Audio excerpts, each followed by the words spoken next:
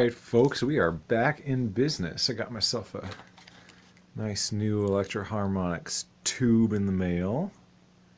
Yeah. And just wanted to make this video so that you could see the interesting characteristics of an EF86 tube, especially in a Vox like this. I did not realize this going into it that it would be quite such a noisy little beast, but this one definitely isn't microphonic, but you can still hear the same sorts of noises. It just doesn't feed back on itself quite so much. So let me show you kind of how this sounds when you open it up.